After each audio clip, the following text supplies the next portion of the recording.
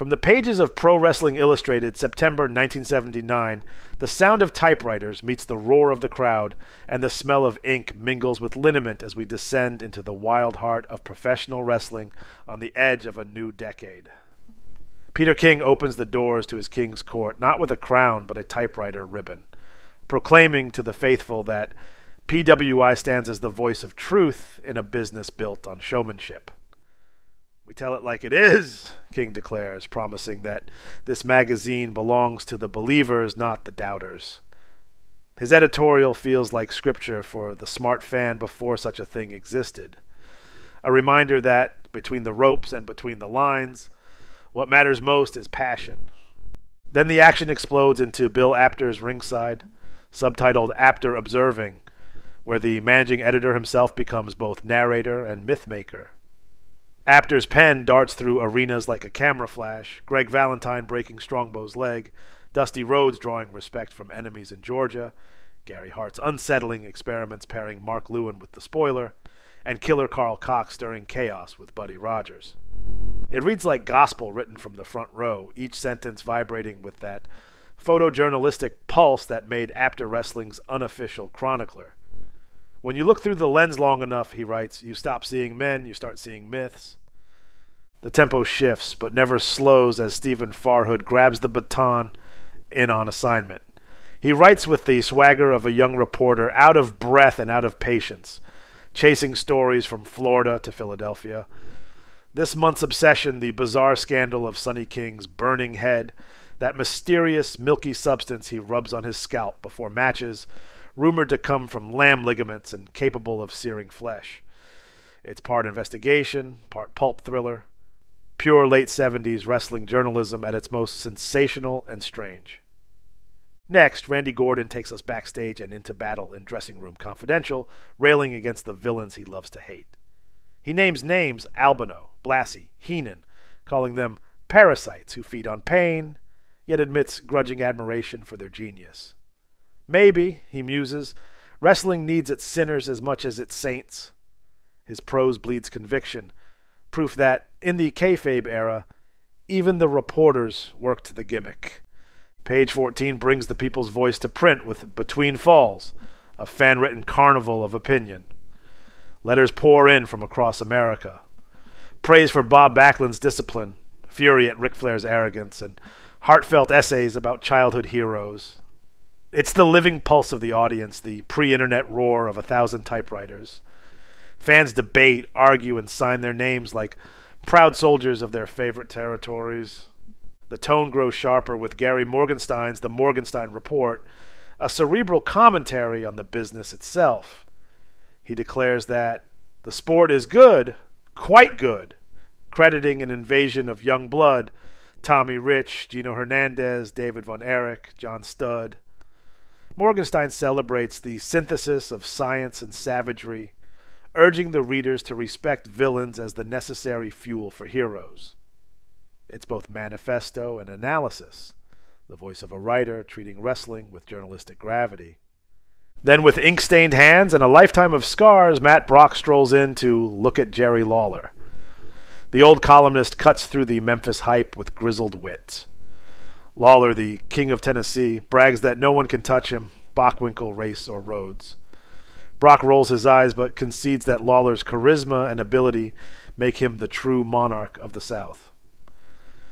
"Maybe because I'm so humble," Brock quips. "Egotism bores me, but Lawler has a case." The photo layout seals it, Lawler dropping elbows, snarling mid-ring, Memphis royalty with the arrogance to match his crown. Then the tone turns molten. "The hatred in my heart," by Harley Race burns off the page like a confession written in whiskey and blood. The NWA champion tells his own story, how years of disappointment hardened him, how he learned that mercy is weakness, how pride turned to poison. "If I ever find a soft spot in my gut," he vows, "I'll hang up the trunks forever." Race's words drip with truth. His eyes in the accompanying photos look like a man who's seen the inside of hell and set up camp. From rage to ridicule, Dan Shockett storms back in, off the top rope, taking fan-hate letters like badges of honor. He mocks readers who worship Steamboat and Rhodes, calling the former overrated and the latter a politician in tights. He invites them to keep writing. Ink is cheaper than therapy. And signs off with the cocky grin of a columnist who knows every insult adds to his legend. Pro Wrestling Illustrated then speaks directly to the ring with an open letter to Rick Steamboat begging the U.S. champion to stop destroying himself chasing Ric Flair. Forget Flair, they write. Forget the title, or forget your career. It's part intervention, part prophecy, a warning that Steamboat's obsession with perfection may be his undoing. The issue's emotional centerpiece arrives with the fear that will always haunt Bob Backlund. It paints the WWF champion as the loneliest man in the business. Once betrayed by Peter Mavia, Backlund now lives behind a wall of paranoia, polite but unreachable.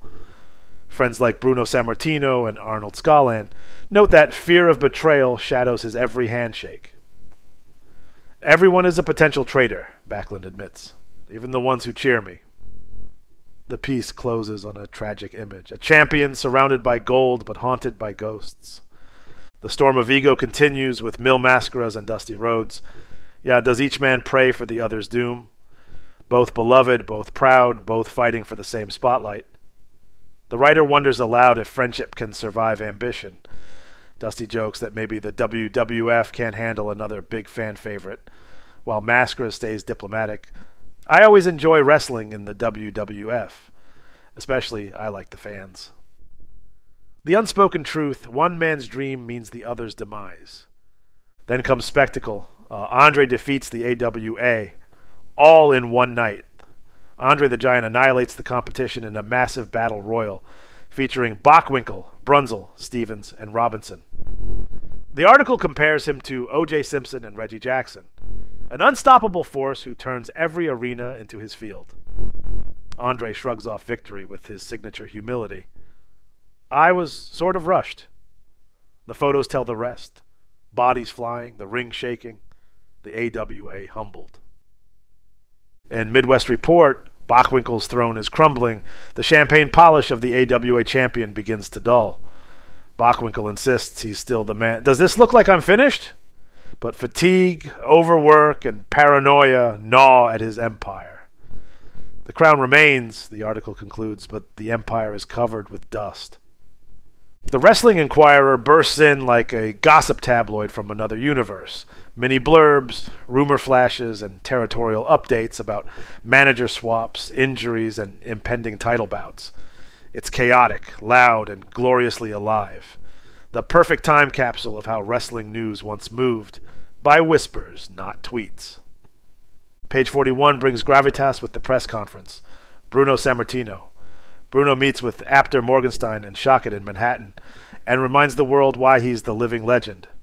He praises Bob Backlund's intelligence, mocks Ivan Koloff's deceit, and insists champions must act a certain way. Race does, even Bockwinkel does. He pleads for more wrestling schools and young opportunities. Without new blood, there is no wrestling. His words echo like gospel. Then comes what they are saying, a collage of wrestler quotes that feels like graffiti on the walls of wrestling history. Lou Albino snarls, "Rules are for losers." Ric Flair spits pure venom at Steamboat. Until he gets plastic surgery so he doesn't look like a baboon, he'd better stay away from me and my belt. Chief J. Strongbow prays for decency, and Bruno looks back on his rise with weary grace. It's a time capsule of swagger and soul. The injury they won't let Steve Keirn forget reads like tragedy disguised as sports journalism. Keirn, still recovering from a broken leg, rages at the press for ignoring him. I could whip Race, Backlund, and Bockwinkel in one night, and nobody would notice. The article closes with cruel irony. After all, you're reading this, aren't you? Why Wahoo McDaniel doesn't get the press he deserves erupts next. A barroom brawl between journalist and subject. Wahoo demands recognition. You never do stories on me. Never put me on your lousy cover. While the writer counters that his temper and grudges keep reporters at bay. Photos of a bloodied Wahoo battling Race and Flair make their own argument. The fault, the piece concludes, lies not in our typewriters, dear Wahoo, but in yourself. Finally, the grand scoreboard arrives. PWI World Ratings.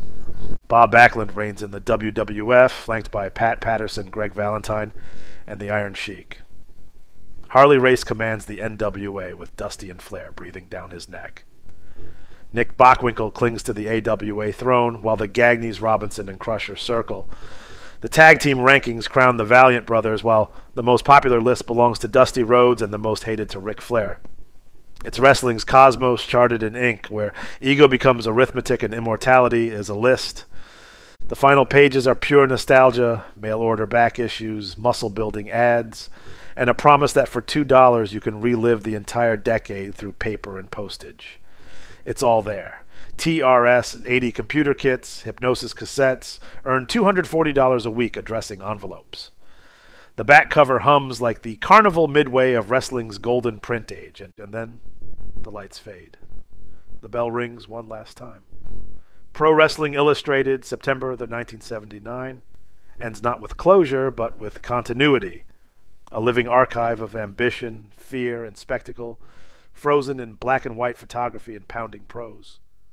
Before cable TV, before pay-per-view, before the internet told us everything, PWI was the voice of the believers.